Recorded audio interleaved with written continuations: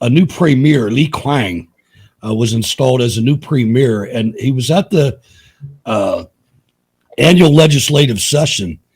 And for the past 30 years, every time a premier is introduced like that, you get an in-depth press conference after the event. But for some reason, they didn't do that this year, and people are speculating more on the body language between Xi Jinping and the premier. Can you explain the audience a little bit about that and why it's significant? Absolutely.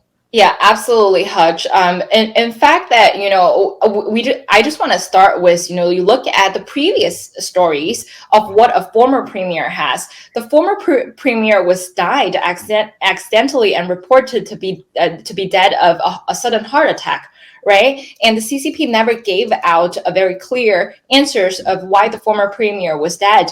And in fact, that CCP's news came out even before the official former premier's death time. And that's what happened to the former premier. And for this time, the Chinese Communist Party altered a 30-year tradition by eliminating the premier's press conference after he was being appointed. And so I would just like to quote Miles's previous videos when Miles gave comments on former president of China was being removed in front of the global medias. He said that if you look at the Chinese Communist Party, if you look at the premier, there was no power for the CCP premier to select or appoint any personnel, no power for him to control or giving out any military orders, and no power for the premier to conduct any in-party investigations.